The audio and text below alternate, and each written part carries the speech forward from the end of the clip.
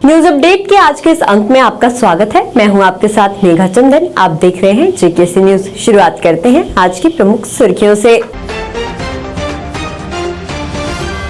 CRPF स्थापना दिवस पर प्रधानमंत्री ने दी जवानों को बधाई। बोले, अदम्य साहस और उत्कृष्ट सेवा का नाम है सीआरपीएफ।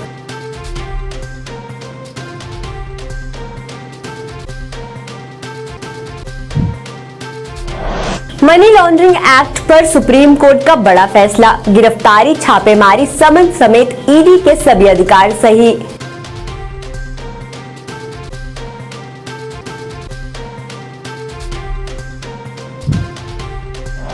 कुलगाम में सुरक्षा बलों और आतंकियों के बीच मुठभेड़। गोलाबारी में सेना का जवान घायल।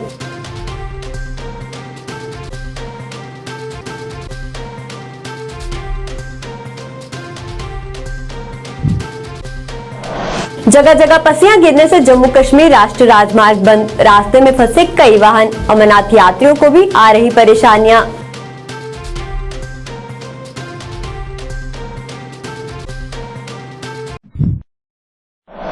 अब खबरें विस्तार से। केंद्रीय रिजर्व पुलिस बल सीआरपीएफ के 84वें स्थापना दिवस के मौके पर प्रधानमंत्री नरेंद्र मोदी ने जवानों व उनके परिवारों को शुभकामनाएं दी। उन्होंने कहा, सुरक्षा संबंधी चुनौतियां हो या फिर मानवीय चुनौतियां, सीआरपीएफ की भूमिका हमेशा सराहनीय रही है। इस मौके पर पीएम मोदी ने एक ट्वीट में कहा, सीआरपीएफ के स्थापना दिवस पर सभी बहादुर जवानों, उनके परिवारों और सदस्यों को बधाई। सीआरपीएफ के अदम्य साहस और उत्कृष्ट सेवा के लिए अपनी एक पहचान स्थापित की है। सुरक्षा संबंधी चुनौतियां हो या फिर मानवीय चुनौतियां, सीआरपीएफ की भूमिका सराहनीय रही है।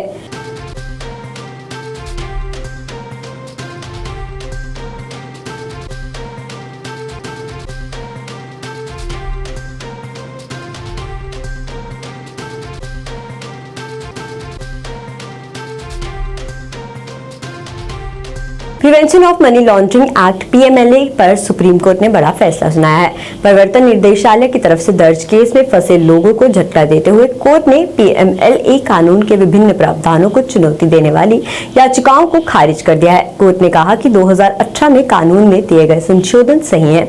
इसके साथ ही शीघ्र अदालत ने प्रवर्तन निदेशालय ईडी के सभी अधिकारों को बरकरार रखा है। सुप्रीम कोर्ट ने गिरफ्तारी, रेड, समन, बयान समेत पीएमएलए एक्ट में ईडी को दिए गए सभी अधिकारों को सही ठहराया है। कोर्ट ने कहा कि प्रवर्तन मामले की सूचना रिपोर्ट ईसीआईआर के एफआईआर के साथ नहीं जोड़ा जा सकता है। ईसीआईआर की कॉपी आरोपी को देना जरूरी नहीं है। गिरफ्तारी के दौरान कारणों का खुलासा करना ही काफी है। कोर्ट ने कहा कि ईडी के सामने दिया गया बयान ही सबूत है। दरअसल सुप्रीम कोर्ट में पीएमएलए के कई प्रावधानों को संवैधानिकता को चुनौती देते हुए 100 से ज्यादा याचिकाएं दायर की गई थी, जिसमें ईडी की शिकायतों, गिरफ्तारियों के अधिकार, गवाहों को समन व संपत्ति जब्त करने के तरीके को, जमानत प्रक्रिया को चुनौती दी गई थी। याचिकाएं कांग्रेस नेता कार्तिक चिदंबरम, एनसीपी नेता अनिल देशमुख व अन्य की ओर से दायर की गई थी।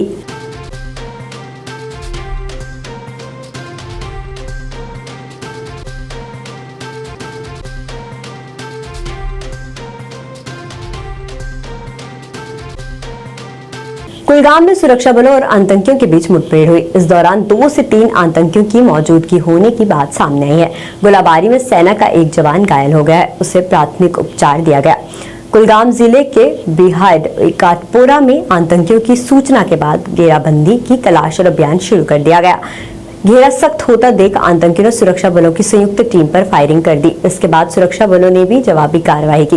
इस दौरान सेना का एक जवान गोली लगने से घायल हो गया। पुलिस अधिकारियों ने बताया कि आतंकियों की तलाश की जा रही है। संयुक्त टीम पूरे इलाके में ऑपरेशन चला रही है, जिससे आतंकी पकड़े जाएं।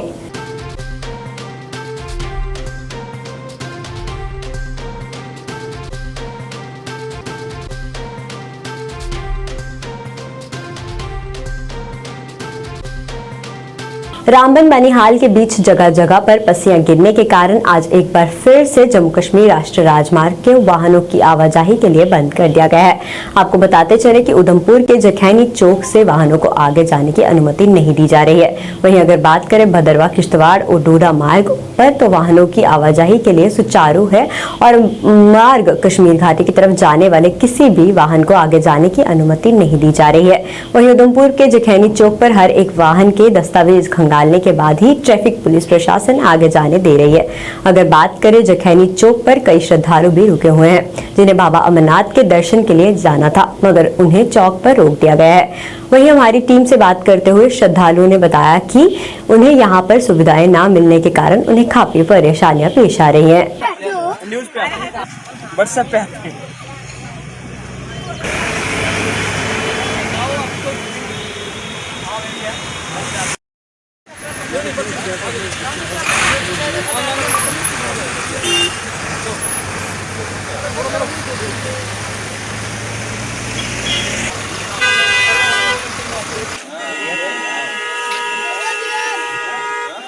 है हमारे साथ 72 पीपल है हमारे पास। यहाँ कहाँ पहाड़ गिरी है, इसी के वास्ते इधर बहुत से टूरिस्ट के सभी गाड़ियाँ इधर ठहर हुए हैं। खाने के लिए कुछ नहीं है, चाय की टपरी भी यहाँ नहीं है। हम सभी लोग बहुत परेशान हुए हैं। कम से कम 6 तास हम यहाँ रुके हैं, लेकिन हमारा ये रास्ता कब खुला होगा इसी की चिंता हमें लगी है। क्या चल रहा है उधर हमें कुछ मालूम नहीं है। अमरनाथ जाने के लिए चले हैं श्रीनगर, इधर 1-2-4 घंटे हम रुक गए हैं। हमारे साथ 70 आदमी महिलाएं औरतें हैं। इधर आसपास पान की टपरी भी नहीं है, चाय पानी होटल भी नहीं है, सब भूखे हैं। हम आगे जाके हमारा इंतजाम होने वाला था, लेकिन इधर इतना टाइम 2-4 घंटे हम इधर रुके हैं। सुनने में आया कि इधर पहाड़ गिर गई है और रास्ता साफ कर रहे हैं, लेकिन 4-5 घंटे हुए कुछ नहीं ध्यान में आ रहा है। हम सब लोग परेशान हो गए। नमस्कार, आप देख रहे JKSC न्यूज़ और मैं हूं आपके साथ नवी शर्मा। जम्मू कश्मीर राष्ट्रीय राजमार्ग की बात करें तो जम्मू कश्मीर राष्ट्रीय राजमार्ग पर रामबन और बनिहाल के बीच जगह जगह पर पस्सियां गिरने के कारण आज जम्मू कश्मीर राष्ट्रीय राजमार्ग वाहनों की आवाजाही के लिए बंद कर दिया गया है। हम आपको बताते चलें कि इस वक्त हम उधमपुर के जखैनी चौक पर मौजूद हैं और इस जखैनी चौक पर जो है किसी भी वाहन को, जो वाहन जम्मू से कश्मीर की तरफ जाना चाहता है उसे जाने की अनुमति नहीं दी जा रही। वहीं अगर बात करें अन्य क्षेत्रों की, चनाब वैली की, तो डोडा, किश्तवाड़ और भद्रवाह की तरफ वाहनों को जाने की अनुमति है। डोडा, किश्तवाड़ और भद्रवाह का मार्ग वाहनों की आवाजाही के लिए सुचारू है। वहीं कश्मीर घाटी की तरफ जाने वाले वाहनों को जाने की अनुमति नहीं दी जा रही। वहीं अगर बात करें हम अमरनाथ यात्रा की, तो बाबा अमरनाथ की यात्रा का जत्था आज जम्मू से भगवती नगर से जो आरम्भ हुआ और उसे भी चंद्रकोट में रोक दिया गया है। जब तक रामबन और बनिहाल के बीच गिरे मलबे को हटाया नहीं जाता तब तक यात्रा को वहां पर रोक लिया गया है। वही आपको बताते चलें कि संबंधित विभाग की माने तो आज दोपहर तक माना जाता है कि वहां से मलबा हटा दिया जाएगा और वाहनों को जहां से जाने की अनुमति दी जाएगी। और इसी के साथ आपको बताते चलें कि जब हमने यहाँ पर मौजूद कुछ लोगों से बात की, जिन लोगों को जहाँ पर उधमपुर के जखैनी चौक पर रोका गया, तो उनका साफ कहना था कि यहाँ पर उन्हें खान पान को लेकर काफ़ी परेशानी आ रही है। खान पान की व्यवस्था ना होने के कारण, साथ साथ शौचालय की व्यवस्था ना होने के कारण भी वह लोग काफ़ी परेशान हैं और प्रशासन को इस तरफ ध्यान देना होगा। एक बार आपको फिर से बता दें कि रामबन और बनिहाल के बीच जगह जगह पर हुए लैंडस्लाइड के कारण आज जम्मू कश्मीर राष्ट्रीय राजमार्ग वाहनों की आवाजाही के लिए बंद कर दिया गया है और किसी भी वाहन को इस जखैनी चौक से कश्मीर घाटी की तरफ जाने की अनुमति नहीं दी जा रही। दूध उत्पादों में लगाए गए GST को लेकर आज पशुपालन संघर्ष समिति द्वारा प्रदर्शन किया गया। प्रदर्शनकारियों ने नारेबाजी कर नाराजगी जताई। प्रदर्शनकारियों ने कहा कि एक तरफ तो सरकार द्वारा ये कहा जाता है कि कृषि और डेयरी को बढ़ावा देने के लिए काम किया जा रहा है और दूसरी तरफ दूध के उत्पादों पर GST लगाकर पशुपालकों को परेशान किया जा रहा है। उन्होंने सरकार से जल्द इन सब उत्पादों से GST हटाने की मांग की। GST में आओ, होश में आओ, होश में मोदी सरकार होश में आओ, होश में आओ, होश में मोदी सरकार हाय हाय हाय हाय हाय मोदी सरकार करो सियापा हाय हाय हाय हाय। आज प्रोटेस्ट पूरे देश भर में है कि मोदी सरकार को जो 5% दूध पैदा करने वाले 2 या 3 पशु रखने वाले लोगों पे जो अत्याचार मोदी सरकार ने शुरू किया है करने के लिए 5% GST लगा दिया उस पर। इसलिए हमारा ये प्रोटेस्ट है कि मोदी सरकार को ये 5% GST वापस लेना चाहिए, क्योंकि पशुपालक जो हैं, दूध पैदा करने वाले लोग जो हैं, वो गरीब परिवार है, किसान हैं बेचारे, उन पे भी मोदी सरकार ने उनको भी नहीं छोड़ा है। हम चाहते हैं कि मोदी सरकार को, और 12% से 18% तक इन्होंने मशीनरी पर लगाया है। दूध निकालने वाली मशीनें हैं या जो भी दूध उत्पादन के लिए मशीनें काम आती हैं, उस पर 12 से 18% मोदी सरकार ने जो उस पर टैक्स लगाया है। हम चाहते हैं कि मोदी सरकार अपने ये टैक्स जो दूध उत्पादकों पर लगाए हैं सारे के सारे वापस लेने चाहिए इनको, नहीं तो दूध का जो किसान है जिसकी आय डबल करने की बात करते हैं, वो किसान मारा जाएगा, वो किसान दूध पैदा नहीं कर पाएगा। पहले ही इतनी ज़्यादा महंगाई है इस देश के अंदर, और उसके बाद उससे मोदी सरकार ने और टैक्सेस लगा दिए। इन टैक्सों के विरोध में आज पूरे देश भर में हमारा विरोध है। हम चाहते हैं कि मोदी सरकार टैक्स वापस ले, और दूसरा ये जो वो दूध पैदा करने वाले लोग हैं इनको मनरेगा के तहत लगाया जाए। जो स्वामीनाथन कमीशन रिपोर्ट है उसका C+2 जो है वो इस पर लागू किया जाना चाहिए, तब जो किसान है जो बच सकता है। और मोदी सरकार की जो बाकी नीतियाँ हैं वो किसान विरोधी नीतियाँ हैं, किसान के खिलाफ नीतियाँ हैं सारी की सारी। ये 5% GST किस लिए लगाया मोदी सरकार ने? दूध उत्पादन करने के लिए। जो दूध लेने वाले लोग हैं उनका क्या बनेगा? हम चाहते हैं कि मोदी सरकार को GST 5% जो है वापस लेना चाहिए। फाइनेंस अकाउंट असिस्टेंट के उम्मीदवारों द्वारा आज भी अपनी मांगों को लेकर जम्मू में प्रदर्शन किया गया।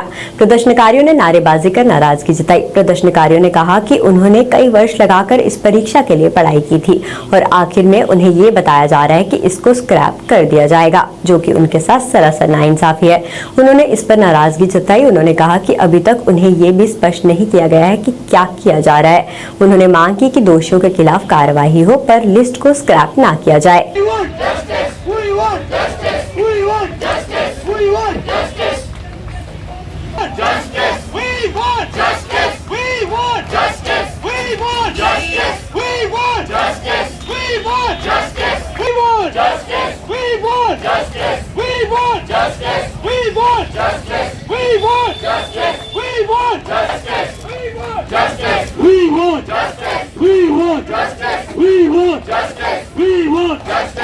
हमारे यहाँ प्रोटेस्ट का बात सिर्फ इतनी सी है कि हम क्लेम करते हैं कि हम सबसे बड़ी डेमोक्रेसी है, और हमें प्रेम्बल में पढ़ाया जाता है जस्टिस के बारे में। तो क्या ये जस्टिस है? 14 दिन से हम अपनी यहाँ हक के लिए भीख मांग रहे हैं, ये जस्टिस है आपका? सर बोल रहे थे सब इंस्पेक्टर में धांधलियाँ होती थी जब यहाँ सरकारें होती थी, ठीक है ना सर? बोलते हैं लेकिन पकड़ी नहीं जाती थी। अब यहाँ पे उन्होंने क्या कर दिया कि पहले हम रिटर्न टेस्ट लेते हैं सब इंस्पेक्टर है, उसके बाद हम फिजिकल लेते हैं, लेकिन धांधली रिटर्न में भी हो गई। सर आप हमें बताइए हमारा कसूर कहाँ है? तो एडमिनिस्ट्रेशन का कसूर है। आप सरकारों पे बोल रहे हैं सरकार ने ये किया वो किया, आप क्या कर रहे हैं खुद? सर आप हमें बताइए ना। आप बोल रहे हैं CBI दस्तकें दे रही है घरों पे, जो मेरिटोरियस थे, जिन्हें अपनी काबिलियत से सब इंस्पेक्टर तक क्वालिफाई किया था, उनके घरों पे कौन दस्तक दे रहा है? सर आप हमें ये बताइए। 14 डे यहाँ पे है, कंटिन्यूसली आए जा रहे हैं, बट अभी तक कुछ नहीं आ रहा है। बोल रहे हैं धांधली भी हुई है, तो बंदूकों को बाहर निकालिए। हमारा क्या कसूर है? हमें क्यों आप सज़ा दे रहे हैं? किस चीज़ की सज़ा दे रहे हैं? आप हमें जस्ट ये क्लियर कीजिए कि हम सबका कसूर क्या है। अगर आप हमारा कसूर बताएंगे तो हम अभी उठ के चलने को रेडी हैं यहाँ से। Just tell us what's our fault, we are ready to move. आज हमें यहाँ डे 14 हो गया, ठीक है। ये हम बार बार बताते हैं कौन सा दिन है कौन सा दिन है। आज मैं ये नहीं बोलूँगा कौन सा दिन है, आज इन पे बात करेंगे जो ये बोल रहे हैं। ये बोल रहे हैं आज कि पहले वाली सरकारों ने क्या किया, उनमें धांधलियाँ होती थी तो वो कुछ नहीं करते थे। हम क्या कर रहे हैं कि हम हम करेंगे इंक्वायरी वगैरह, हम कड़े फैसले लेंगे। मुझे ये बताओ कि गलती हुई किसकी तरफ से है? आप बोल रहे हो इंक्वायरी करनी है, गलतियाँ हुई किसकी तरफ से हैं? गलतियाँ भी तो आपकी तरफ से हुई हैं। पुरानी सरकारों ने क्या किया वो हमें लेना देना नहीं है। अगर उन्होंने कुछ गलत किया तो हमने किसको चुन के लाया? आप लोगों को चुन के लाया ना। अब आप लोग भी हमारे साथ ये कर रहे हो। 370 टूटा, हमने उसका वेलकम किया। आज हमें बड़े अफसोस के साथ कहना पड़ रहा है कि वो हमने गलती कर दी उसका वेलकम करके। अब इस मुद्दे को आप बिल्कुल पॉलिटिसाइज कर रहे हो। इलेक्शन आ रही है, हमें साफ आज हमें बाहर लोग बोलते हैं भाई तुम्हें पता तुम्हें लिस्ट क्यों नहीं मिल रही है? इलेक्शन आ रही है, ये पॉलिटिकल मुद्दा बना रहे हैं। और भाई पॉलिटिकल मुद्दा बना रहे हो, उसमें हमारी क्या गलती है? बजरंग दल द्वारा आज एक पत्रकार वार्ता का आयोजन किया गया। इस अवसर पर बोलते हुए दल के राष्ट्रीय संयोजक नीरज दोरानिया ने बताया कि श्री बूढ़ा अमरनाथ यात्रा का उद्घाटन भगवती नगर बेस कैंप में 28 जुलाई को होगा और यात्रा का पहला जत्था 29 जुलाई को जाएगा। उन्होंने श्रद्धालुओं से इसमें बढ़ चढ़कर भाग लेने की अपील की। इस मौके पर उन्होंने इससे जुड़ी अन्य भी जानकारी साझा की। देश भर में बाबा बूढ़ा अमरनाथ की यात्रा जो बजरंग दल के द्वारा संचालित की जाती है, उसमें संपूर्ण देश भर से जो बजरंग दल के कार्यकर्ता हैं उनके माध्यम से समाज के लोगों को समाज में संपर्क करके यात्रियों के रूप में श्री बाबा बूढ़ा अमरनाथ चट्टानी तो जम्मू से पुंछ और पुंछ से फिर मंडी राजपुरा क्षेत्र में है, प्राचीन स्थान है। उसका बड़ा महत्व है अपने धार्मिकता में, और हमारे सभी ग्रंथों में उसका उल्लेख है। अमरनाथ जी की यात्रा के साथ साथ में इस यात्रा पर भी बड़े पैमाने पर यात्री जाते हैं। 2005 में बूढ़ा अमरनाथ जी की यात्रा बजरंग दल ने प्रारंभ की थी। एकमात्र कारण था कि उस क्षेत्र में रहने वाला जो हिंदू समाज है, जो वर्तमान समय में वो अल्पसंख्यक है, जिसका पलायन हो गया आतंकवादी गतिविधियों के कारण, उनकी बर्बरता के कारण, जो उनका पलायन हुआ, तो पलायन उनका नहीं होना चाहिए, रुकना चाहिए। यह मन में विचार लेकर के बजरंग दल ने यह साहसिक यात्रा प्रारंभ की और अपनी राष्ट्रीय यात्रा के रूप में इसकी पहचान दी कि बजरंग दल एक राष्ट्रीय यात्रा करेगा। उसके माध्यम से जो वहाँ का हिंदू समाज है, जो पलायन कर रहा था, उसका मनोबल बढ़े, वो अपने आप को अकेला महसूस न करे। देश का आखिरी छोर है पुंछ, लेकिन उस पुंछ के आखिरी क्षेत्र में भी पाकिस्तान और भारत के बॉर्डर के किनारे भी जो रहता है समाज, वहाँ वो अकेला न रहे, उसके साथ भी हम कंधे से कंधा मिलाकर खड़े होंगे। आज डीडीसी सदस्य सुरनकोट ए शहनवाज चौधरी ने बार एसोसिएशन सुरनकोट के लिए चैम्बर्स के विकास कार्यों का उद्घाटन किया। इस अवसर पर बार एसोसिएशन के अध्यक्ष एडवोकेट माजिद खान ने एडवोकेट शेख मुख्तार व अन्य सभी बार सदस्य और नागरिक समाज के कई अन्य सदस्य मौजूद थे। एडवोकेट शिराज बजर, एडवोकेट इफ्तार शाह, एडवोकेट मुमताज शाह, एडवोकेट इकबाल शाद, एडवोकेट शौकत अली और बार एसोसिएशन के अन्य सदस्यों ने डीडीसी सदस्य को धन्यवाद दिया। डीडीसी ने कहा कि वो क्षेत्र के विकास के लिए प्रतिबद्ध हैं और इसको लेकर हर जगह जगह विकास करवाए जा रहे हैं।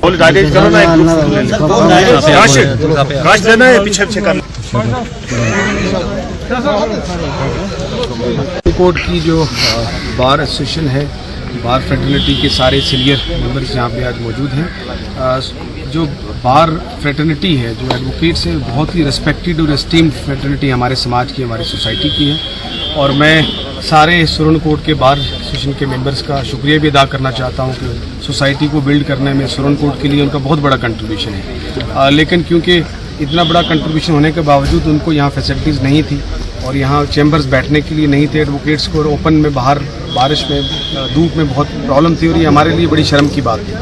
और डीडीसी बनने के बाद जब मैं इनके बीच आया, इन्होंने मुझे बड़ा प्यार दिया, मोहब्बत की, और मैंने उस वक्त कमिटमेंट की थी कि ये आपको एक जो है कुछ फंड्स मैनेज करके मैं दूंगा, जिसमें आप चैम्बर्स भी बनाएंगे और एक बार के लिए मीटिंग हॉल भी बनाएंगे। तो मुझे आज खुशी है, अल्हम्दुलिल्लाह वो कमिटमेंट पूरी हुई। आज हमने चैम्बर्स के लिए जो है यहाँ पे आज काम की शुरुआत की है, आज किया है इस काम को। आज इंशाल्लाह जल्दी ही काम मुकम्मल होगा और उसके थोड़े अरसे बाद जो है इंशाल्लाह मुकम्मल होने के बाद जो मीटिंग हॉल है उसके लिए भी इंशाल्लाह पैसा रिलीज होगा और उसका काम भी इंशाल्लाह शुरू करवाएंगे। मैं मीडिया का शुक्रिया अदा करता हूँ कि जो हमारी किसी भी बात को जो उजागर करते हैं। तो मैं ये कहूँगा कि यहाँ पर ये दुरुस्त बात है कि जो मेरे साथियों ने इससे पहले भी कहा है कि यहाँ पर हमारे वकील हजरात जो हैं वो बाहर बैठ के कभी बारिश में, धूप में खस्ता हालत होती थी। तो जनाब मुर्तज़ा खान साहब ने अगर इससे पहले किया था तो उससे बढ़ चढ़कर आज शाहनवाज साहब ने किया है। हम इनके शुक्रगुजार हैं कि इन्होंने बार एसोसिएशन बार के लिए सोचा है। तो हम इनका शुक्रिया, तहे दिल से शुक्रिया अदा करते हैं कि इन्होंने बहुत बड़ा काम किया, बहुत बड़ी अचीवमेंट है। हम इनको मुबारकबाद पेश करते हैं और आप सबका शुक्रिया अदा करते हैं। मुर्तज़ा खान साहब ने जो XMLC मेंबर थे उन्होंने बार एसोसिएशन में फंडिंग की थी। उसके अलावा आज तक हमारे बड़े बड़े कद्दावर लीडर यहाँ सुरनकोट से हुए, लेकिन कभी किसी ने बार की तरफ मुड़ के नहीं देखा। हालांकि बार का जो कॉपरेट है वो हमेशा पूरी बार का कॉपरेट हर एक लीडर के साथ रहा है। आज पहली बार शाहनवाज चौधरी साहब जो हमारे डीडीसी मेंबर हैं सुरनकोट ए से, उन्होंने जो है 2-3 महीने पहले हमारे यहाँ सुरनकोट बार में इनवाइट किया हमें उन्हें। वो यहाँ आए, बैठे और उन्होंने कमिटमेंट की थी बार एसोसिएशन के साथ कि मैं आने वाले वक्त में आपको विद इन 2 और 3 मंथ्स जो है वो 5-6 चैम्बर्स और एक बार रूम जो है वो बनवा के दूंगा। और उन्होंने आज जो है चैम्बर्स का काम यहाँ शुरू करवा दिया है। उसके लिए टेंडरिंग हो चुकी है, टेंडर अलॉट हो चुका है और ठेकेदार ने आज काम स्टार्ट कर दिया। हम इसके लिए शाहनवाज चौधरी साहब का दिल की अमीर गहराइयों से पूरी बार एसोसिएशन की तरफ से बहुत बहुत शुक्रिया। देश में बुधवार को 18,313 नए कोरोना संक्रमित मिले हैं। यह मंगलवार की तुलना में अधिक है। मंगलवार को 14,830 नए केस मिले थे। बुधवार को 57 मरीजों ने महामारी से दम तोड़ दिया है।